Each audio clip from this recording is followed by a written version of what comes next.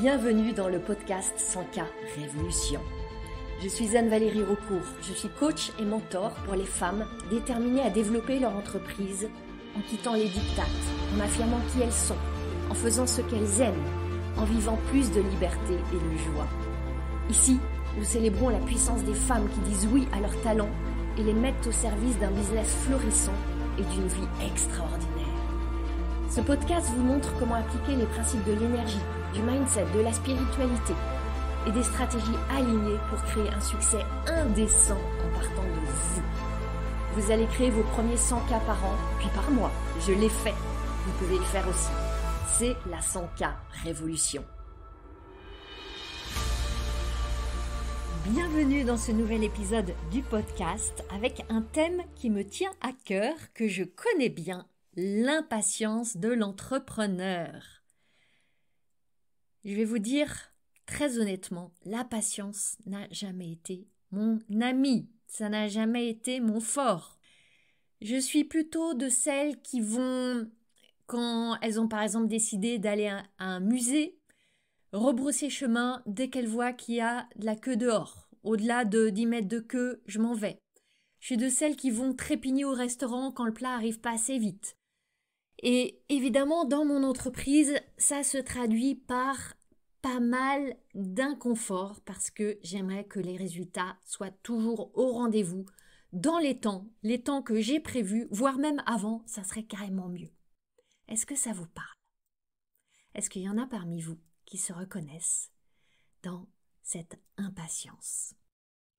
Bon, je pourrais m'abriter derrière le fait que de nos jours, c'est pas facile d'échapper à la loi du « je veux tout de suite et encore plus vite et encore plus vite si c'était possible ». On est dans une société, dans un monde où on nous assène que la rapidité, c'est quelque chose qui nous est dû quelque part. Quand Amazon nous livre notre ouvrage préféré en quelques heures, quand le plat du restaurant thaïlandais qui est à l'autre côté de la ville peut arriver chez nous en quelques clics, qu'on a accès à l'équivalent de millions d'encyclopédies en quelques secondes sur notre ordinateur, et évidemment on est imprégné de cette idée que tout doit être rapide et que tout peut être rapide. Et ça, on va évidemment le transférer à notre parcours entrepreneurial. Pourtant, à l'heure où j'enregistre ce podcast, on commence à apprendre un petit peu la lenteur. Les pénuries se succèdent suite au Covid, à des grèves, etc. Et on découvre que y a certains matériaux, certains objets qui sont plus disponibles en un claquement de doigts. On réapprend à attendre. Et ça nous crispe. Et on n'aime pas ça. Je peux vous dire franchement que le verbe attendre, c'est pas du tout un verbe que j'aime. Le verbe ralentir non plus. C'est un verbe que j'aime pas du tout inscrire dans mon vocabulaire. Et franchement, dans mon entreprise, j'ai parfois le sentiment de conduire une Ferrari qui avance au rythme d'une 2 chevaux. Comme si j'avais tout le moteur, le potentiel, la puissance de la Ferrari, mais j'ai beau appuyer sur la pédale d'accélérateur, j'ai juste la vitesse d'une 2 chevaux qui se déploie. Est-ce que vous voyez ce que je veux dire? Est-ce que ça vous arrive d'attendre des résultats et ça vient pas? Ça ne vient pas comme vous voudriez, ça ne vient pas au moment où vous voudriez. Ce qui est intéressant, c'est qu'au moment où j'enregistre ce podcast, il y a une panne Internet chez moi depuis plusieurs jours. Encore quelque chose qui me ralentit, qui me force à ralentir. Alors j'attends, alors je déplace des choses, je recalibre mon agenda, je mets plus de temps, ma productivité est affectée, mon efficience est réduite. Et je bouillonne d'impatience. C'est intéressant de voir que l'impatience, en soi, c'est pas un problème. Mais ça devient un problème pour plusieurs raisons. D'abord, parce qu'elle s'accompagne d'émotions désagréables, et vous les connaissez bien. Il y a de la frustration, il y a de l'agacement, il y a de l'irritation, tout ça qui crée dans le corps des contractions, des crispations, des tensions, du stress qui s'emballe. Vous voyez, et évidemment, on n'aime pas du tout ressentir toutes ces émotions qui viennent avec l'impatience. En plus, quand on est sous l'emprise de l'impatience, en général, on ne prend pas les décisions les plus judicieuses. L'impatience n'est pas du tout la meilleure conseillère. Elle nous fait agir en réagissant. On est dans l'activation de notre cerveau primitif et on n'est plus dans cet espace posé de sérénité qui nous permet d'envisager les choses avec recul, avec hauteur, avec sagesse. Et on rentre dans une espèce de machine qui s'emballe, où on se décourage, où on s'énerve. Et vous savez que tout ça est précisément ce qui ne va pas concourir à créer les résultats que vous ne créez pas dans cette impatience. Vous me suivez? Je sais que je ne suis pas seule à ressentir ça. Et à chaque stade du développement de votre entreprise, l'impatience est du voyage. Elle est toujours là. Quand vous vous lancez au tout début et que les premiers clients n'arrivent pas comme vous voudriez au moment où vous voudriez. Quand vous attendez une réponse d'une banque ou d'un partenaire et que la réponse tarde à venir. Quand vous relancez des prospects et puis que c'est le silence sidéral. Quand vous lancez une nouvelle offre et que ce n'est pas la ruée des clients dans cette nouvelle offre. Quand vous écrivez un post et puis les heures passent et personne ne met un petit like ou un commentaire. Pourtant, vous avez le sentiment que vous faites tout bien comme il faudrait faire. Mais les résultats ne sont pas là. Et je trouve ça très intéressant d'aller explorer l'impatience parce qu'elle a des choses assez passionnantes à nous dire. D'abord, l'impatience, pourquoi est-ce qu'elle existe? Elle est liée à des attentes qu'on a posées. Et je dis si je ressens de l'impatience, c'est en lien avec des attentes que j'ai posées. Personne ne les a décidées pour moi. Je pars du postulat que ça va pas assez vite. Pas assez vite par rapport à quoi? Par rapport à qui? C'est quoi la référence? C'est quoi le bon tempo? C'est quoi la bonne vitesse? J'observe une question, par exemple, qui revient très fréquemment chez les femmes créatrices d'entreprises. Elles vont me demander combien de temps il va falloir pour que je puisse lancer. Derrière, la question, quand on décortique un peu, c'est combien de temps il va falloir pour que j'ai mes premiers clients et que j'ai de l'argent qui rentre. Ma réponse est je ne sais pas. Je ne sais pas. Ça dépend de tellement de choses. Ça dépend des attentes que tu as et de l'énergie que tu vas déployer et du temps que tu vas dévouer et des actions que tu vas poser. À un moment, c'est vous qui décidez que ça doit avancer à un certain rythme. Et vous allez vous fixer un certain délai pour atteindre vos objectifs. C'est très bien. Je suis très favorable à se fixer des objectifs et une forme de délai. Seulement, le grand piège, c'est que ça va devenir étouffant et contre-productif quand ce délai va se transformer en sentence qui va décréter que c'est un succès ou c'est un échec. Là, il ne faut pas perdre de vue une chose importante. Les objectifs, quand vous décidez de les assortir d'une échéance, d'un délai, d'une timeline, ils sont là pour vous stimuler. Ils ont pour vocation de vous motiver, de vous propulser vers l'avant, de vous mettre en mouvement. Ils n'ont évidemment pas pour vocation de vous décourager. Un objectif, pour savoir s'il est stimulant pour vous, vous devez vous sentir chaque jour heureuse d'agir dans sa direction. Il doit nourrir votre créativité. Il doit vous donner de l'élan, de l'énergie. Et quand ce n'est plus le cas, quand il commence à brider votre créativité, quand il vous étouffe, regardez si c'est la nature de l'objectif qui ne vous convient pas ou si c'est le délai qui vous pèse. Et très souvent, c'est le délai. Vous vous sentez stressé, oppressé par un délai qui est trop court. Et là, c'est intéressant de voir que c'est vous qui avez choisi ce délai. Et que vous pouvez, à tout moment, décider de le changer. Dès qu'un objectif devient oppressif, observez-le, revisitez-le et changez-le. C'est vous qui décidez. Autre point d'exploration autour de l'impatience, c'est intéressant de voir qu'elle est souvent liée à la comparaison. Parce que votre cerveau cherche des preuves que ça devrait être plus rapide et que ça devrait être plus facile aussi.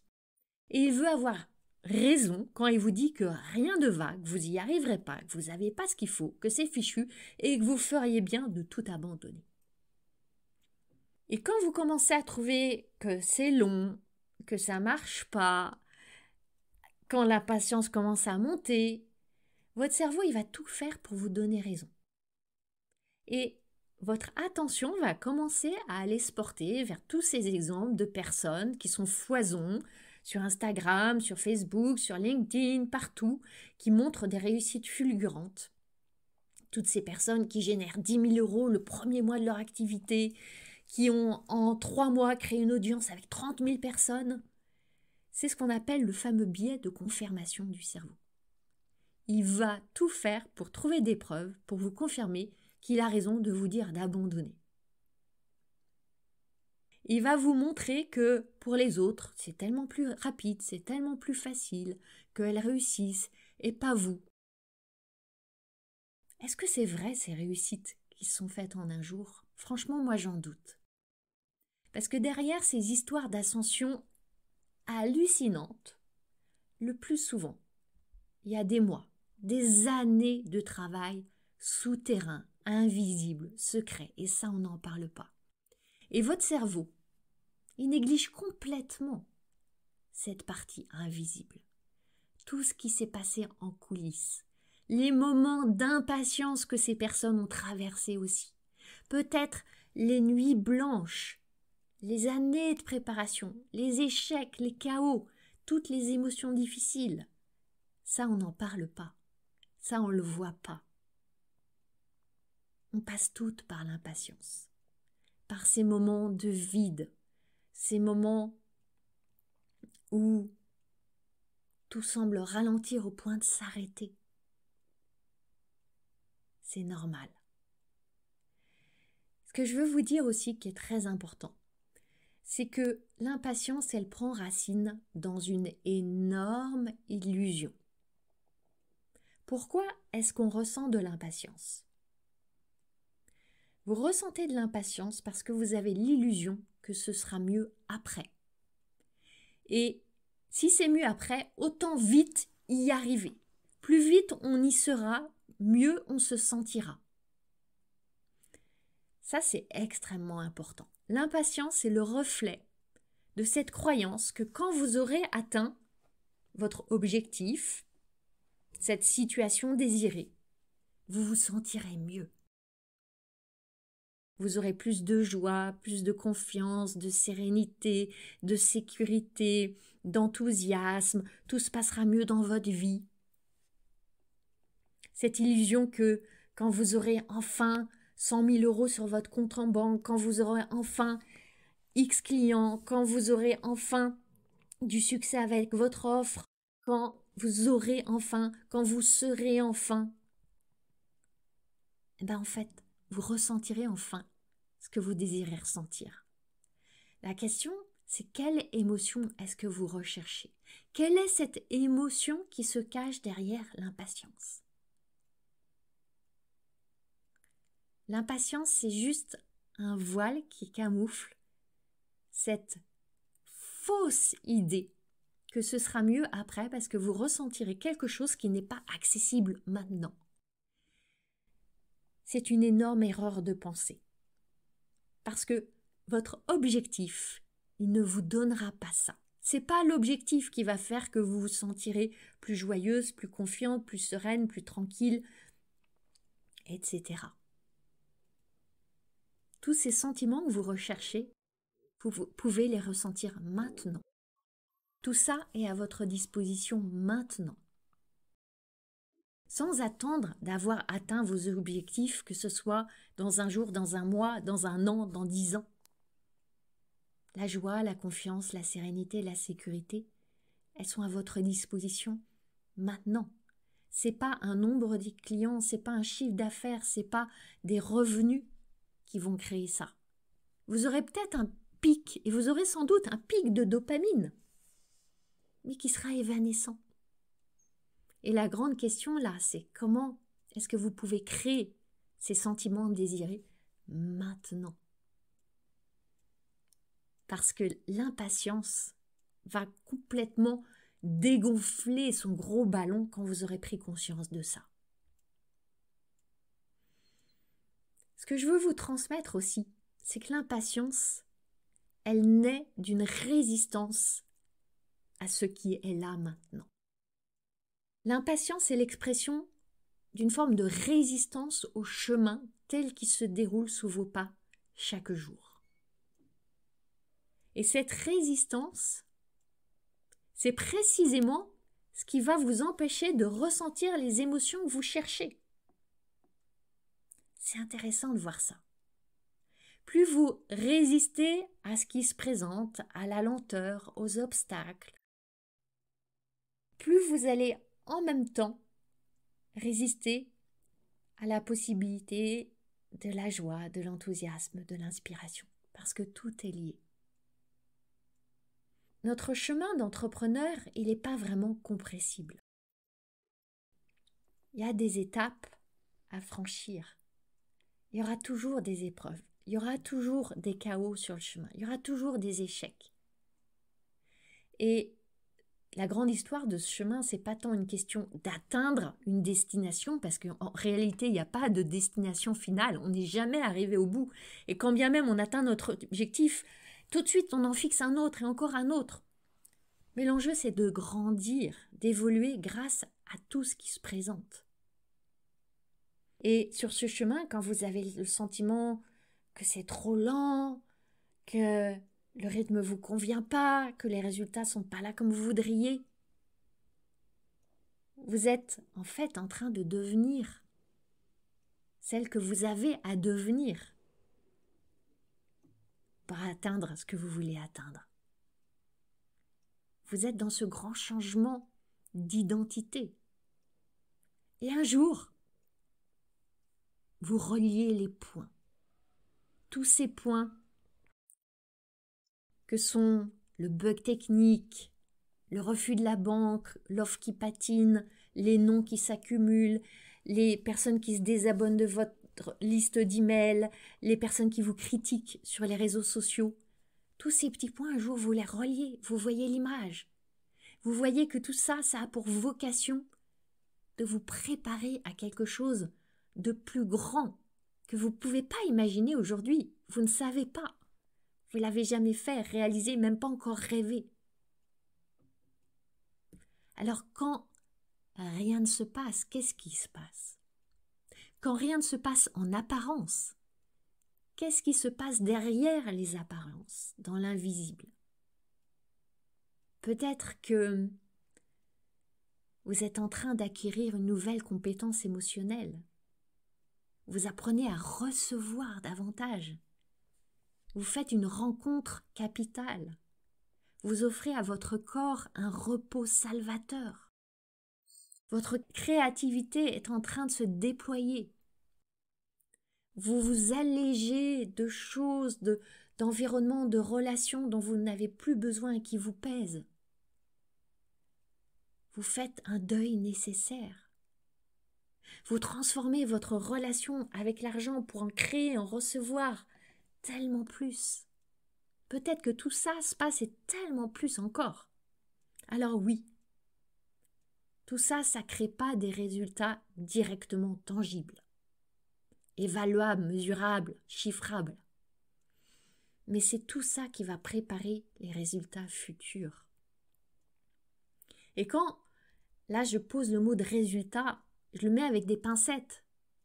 Parce que, en soi, tout ce qui se passe dans l'invisible, ce sont des résultats.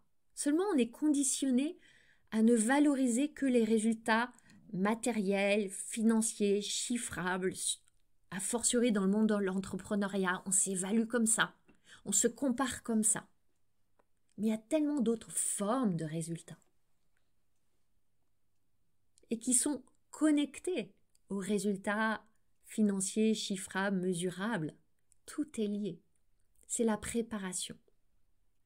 Alors oui, la patience est assurément une vertu. Et une vertu qui n'a rien à voir avec la procrastination. Je vais faire juste un tout petit point par rapport à ça. Parce que on peut vite se dire, oui, mais si je patiente, est-ce que je ne suis pas en train de procrastiner? Patience et procrastination parlent toutes les deux de notre rapport au temps et à l'action. C'est vrai, mais il y a une différence majeure. La patience, elle parle d'un rapport apaisé avec le temps, d'un rapport choisi avec le temps et d'une relation apaisée avec nos émotions. Alors que la procrastination, elle découle d'un rapport tendu, d'un rapport résistant avec le temps. Elle part d'une fuite, avec un temps qui s'échappe. Une résistance aux émotions. On ne veut surtout pas ressentir les émotions difficiles, donc on va procrastiner et puis se donner l'illusion de l'action dans des petites choses qui nous occupent, sans qu'on soit préoccupé par les vraies émotions. Donc, attention, sous couvert de patience, à ne pas procrastiner. La patience, c'est un rapport au temps qui est utile, qui est fertile. Et cette patience, elle est absolument nécessaire pour les entrepreneurs. Parce que le chemin de l'entrepreneuriat, il est par essence chaotique. Il n'est jamais linéaire. Et il y a des saisons. Il y a certaines saisons où tout ralentit. C'est notre hiver. Et il y a d'autres saisons comme le printemps où tout va très vite, tout explose. Entre le matin et le soir, on a les résultats qu'on a attendus pendant des semaines ou des mois. Seulement, on ne maîtrise pas ces saisons. On ne sait pas. Et on a des mini-saisons dans nos grandes saisons. Et on se sent tellement démunis, désemparés de ne pas avoir cette maîtrise. Et ça, c'est un des grands apprentissages de l'entrepreneuriat. En revanche, c'est bon de se rappeler qu'on a une certaine maîtrise. On a une maîtrise sur ce qu'on fait pendant chacune de ces saisons, en choisissant avec discernement des actions qui sont adaptées au rythme qui se présente dans la saison qu'on vit. Et il y a des temps pour la réflexion, des temps pour la créativité, des temps pour l'action massive. Vous le savez, vous le sentez. On a aussi une certaine maîtrise sur la manière dont on vit émotionnellement ces temps, ces saisons. Est-ce qu'on veut continuer à résister à l'hiver et ne jouir que du printemps? Ou est-ce qu'on n'a pas plutôt envie maintenant de savourer chaque saison pour ce qu'elle nous apporte? Dans cette attente sereine qu'après l'hiver, il y a toujours le printemps. Et qu'après le printemps viendra toujours la chaleur de l'été. Et qu'après l'été, il sera temps de se délester avec l'automne. Est-ce que c'est pas extrêmement réconfortant de pouvoir se détendre dans cette certitude que tout est cycle? Et c'est là tout l'art de la patience. Apprendre à attendre. Et c'est vraiment une qualité essentielle pour les entrepreneurs. C'est derrière l'apprentissage de la patience, je crois que c'est aussi l'apprentissage de la confiance. C'est s'approprier ce fameux adage qui dit « Tout vient à point pour qui sait attendre. Est-ce qu'on sait attendre? Est-ce qu'on peut apprendre à attendre? Oui, ça requiert un énorme saut. Un saut de confiance. De confiance en vous et de confiance en la vie. Je vous souhaite une magnifique fin de journée. Cultivons la patience, apprenons à attendre, à vivre pleinement ces cycles, ces saisons, à les aimer pour ce qu'ils nous apportent chacun, jour après jour, mois après mois, dans cette confiance que oui, nos résultats viendront en leur temps. À très bientôt. Si vous êtes une entrepreneur décidée à créer votre succès, vous allez adorer le test que j'ai créé pour vous. Vous découvrirez quelle est la prochaine étape pour développer votre business et vous repartirez avec votre plan d'action. Ce test est à la fois fun et profond et c'est un cadeau. À vous de jouer maintenant en cliquant sur le lien dans le descriptif de cet épisode. Vous avez aimé ce podcast ? Vous pouvez aider d'autres entrepreneurs à le découvrir. C'est très simple. Vous laissez une note et un commentaire sur votre plateforme d'écoute préférée. Vous pouvez aussi partager le visuel ou une capture écran en me taguant sur vos réseaux sociaux. Un immense merci.